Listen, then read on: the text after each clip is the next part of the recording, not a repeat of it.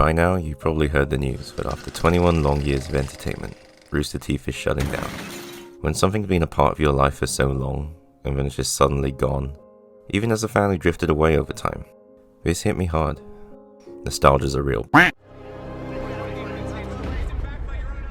Who the fuck is this? Well, even if you weren't a part of this community, you probably were affected, or should at least be aware that there was a massive surge of YouTubers recently, who either quit from the platform entirely, or had some terrible scandal break up the core of what made them the once great pioneers of their niches. Sometimes from outside corporate forces, other times self-sabotage. Take your pick, but whichever way you look at it, the YouTube space might be in real danger. Who the fuck starts a conversation like that? I just sat down. Okay, well at the very least the digital content landscape isn't what you think it is anymore. As technology evolves, audiences' appetites change, and the people behind the scenes constantly adapting to capture said attention. For better or worse, content has transformed into something else entirely. All of the nostalgic videos that you've grown familiar with over the years aren't being made anymore, and there's nothing you can do about it, right? Or is there? Hello everyone and welcome to Inside Gaming Daily for Thursday! Yes! Let's play! What are we doing, Jeff? Just get the oil. I get a bucket. Scoop it up with your fucking hands! We hope you'll be patient with us through these mistakes. Are you serious? Minecraft is becoming as popular among computer nerds as a 6-button wireless mouse with tits. Oh, Slowly Island. What? Welcome to Table Talk, the show where we take your suggestions and topics. Mark, I'm afraid that time will pass, the clock will tick, tick, tick, tick, tick, and I won't be able to remember the good memories that we had, the good memories that we made together. Well, you won't be able to anyway, because you'll be dead. For some of us, it's been well over a decade since our favourite creators started making content on YouTube.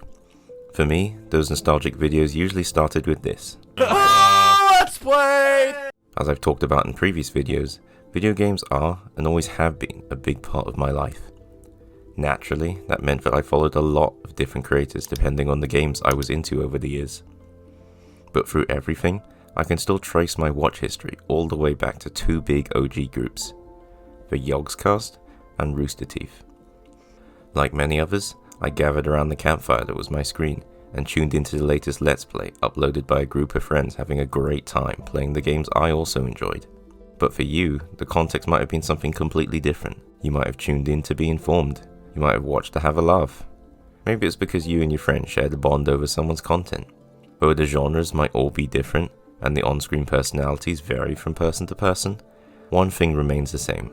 We don't just miss the videos and the entertainment value they gave us. We miss the emotion behind it all. I miss the feeling of seeing a new Minecraft Let's Play appearing in my feed every Friday after school on the dot. I'll always remember the natural interactions between a tight-knit group of friends who would always make me laugh without fail. That spark is so hard to recreate, if at all. And whatever it is for you, it's at the core of our viewing experience. There have been many eras of YouTube, so to stoke that fire of nostalgia a little, I'm really curious to know who your favourite creators were, or still are, because nostalgia is the driving force behind what brought you here in the first place. To rekindle that warmth inside through comfort watches, triggering memories from a nicer, simpler time before things changed. But things have changed. It's the end of an era and has been for a while. And that's okay. It's only natural for things and people to move on. But for companies like Rooster Teeth, why did it have to end this way? Yes, things can't stay the way they are forever, but why did it have to end this way? Speaking of disasters, I grew up on YouTube. All of my heroes were on YouTube. I learned how to be a human on YouTube. Taking a step away from it. creators rise and fall all the time, a lot of whom I've already mentioned from the earlier YouTube eras even still make content to this day, which is why what makes it all the worse is when the rug is pulled out from under their respective communities. So why is this happening more and more? It was simpler back then, but today the nature of YouTube and how it operates isn't what you think it is anymore. For better or worse, YouTube has morphed into something different, something marketable. This digital platform, and content creation in general, is an evolving landscape that has moved past people uploading content purely as a fun, casual hobby. YouTube has in essence become the equivalent of television for a lot of people. And that means we should really be looking at what are essentially high-value media productions in a very different light. Take Watcher for example. They're three guys who broke off from a little group you might have heard of called BuzzFeed to make their own content. And it worked. More than that, It was a massive success, gaining a ton of initial subscribers, which then snowballed into millions of consistent views. The productions were entertaining, original, and it seemed like they genuinely enjoyed and cared about what they were making. And now that I have consistent disposable income thanks to a recent transition from freelance to a full-time job, I was almost tempted to get a Professor plush for myself. And then this happened. In terms of where this company is going and where I believe that we can be the most successful, YouTube is no longer the place for that. After all their aforementioned success on the platform, Watcher announced it would no longer be making content for YouTube. It would release the occasional season premiere as teasers there, but all of the content they would make from now on would exclusively be available on their own streaming platform behind the paywall. You can become a member of Watcher for $5.99 a month. We want to keep the price low enough where anybody and everybody is able to afford it. What did you say? As you can imagine, it was not taken well by anyone in or even outside the community. To put it lightly, it was a wildly out of touch decision that came out of absolutely nowhere. And to put it harshly, I think that blows ass. I'm so tired of streaming services popping up all over the place like a fucking plague. It's like Hydra, cut off one head and 2 more streaming services take its place. And now we're seeing it for YouTubers? Like, that's not exciting. Point blank, I just do not like it. this is Charlie, aka Moist Critical here on YouTube. He's a decent guy with some interesting industry insights regarding this, so if you're interested in the Watcher situation, it's all broken down by him. The TLDR, which he rightfully points out, is that they already have so many revenue streams from ads and sponsorships. So what's the need to squeeze more money and take advantage of their loyal fanbase? Well... So we can just build sets, we can do whatever we want. Do you know what's blowing my mind? This is not what I associate with YouTube. You know what's funny? That's literally what everyone says when they come in here. They're like, for YouTube? So purely from an industry perspective, I don't necessarily blame them for seeing content in the way that they do. For everyone has their own niches and varying successful approaches to said niches. Content creation is a full-time job. Ryan isn't wrong to point out that they need to pay in-house staff, freelancers, location fees, and post-production among all the many other commitments it takes to stay afloat in the media production industry. From that behind-the-scenes perspective, there technically are well-founded reasons behind that controversial decision. However, I do blame the way they approached it. They lost me and many others at the thought of a paywall on content that has always been free. There's a difference between surviving and thriving, and they've shown their true colors, with their growing greed and overambition making it impossible for their productions to ever be sustainable. Anyone outside the decision-making room could have told them that there was no real reason to increase the budget of productions, and consequently introduce a hefty subscription service.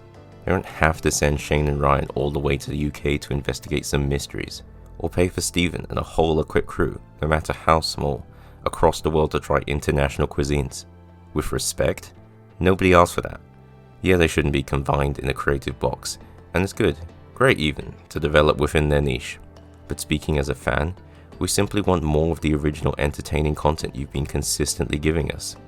If you presented us with the option of putting all your content behind a paywall to fund your endless ambitions, or keeping things relatively the same and budget friendly, it's safe to say we'd all choose the latter.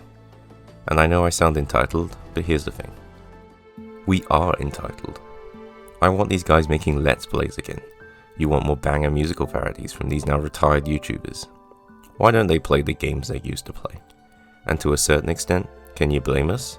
We're not just emotionally invested, but with the way content creation works now, it's also sometimes a financial investment too. In a Watcher type situation, fans who monetarily support them are more or less producers, just with far less power and sway when it comes to the actual content they're funding. Seems fair, right? But here's the thing, some people want to have their cake and eat it too. In a world of growing entitlement, on-demand content, and endless streaming services to host said content, it should be no surprise to hear me say that we, as a society, expect everything for nothing. Everyone rightly hates the concept of money-grabbing businesses forcing themselves into our lives, and more importantly, the entertainment we use to escape the world. But as I've stated before, content creators are actual people. NANI? A lot of commenters don't even want to entertain that idea. They don't have bills to pay. There's no need for a work-life balance on YouTube. Disassociate long enough and you'll actually believe that these online personalities are purely here for your entertainment. Wrong. No! Yes, it is their job, but they're not just that job. And yeah, as discussed before, there are some sus creators out there. You might see rumors that I beat my ex-wife and I'm also a pedophile. Should mention I'm also a... Jesus, oh my god! But there are also people that aren't. Don't let these few color your judgment about the rest. Do your research into a creator. Get a vibe check or something. Whatever it is. Make as much of an informed decision about who you want to actively support as you can, because you really should be. If someone makes consistently good content that brings joy in your life in some form or another, you should want to support them, right? Not even out of the kindness of your own heart, but just out of necessity. Content creation used to be just a fun hobby, but has since transformed into a full-time job that isn't fully reliable in more ways than one in this algorithmic world. It's a choice, you say.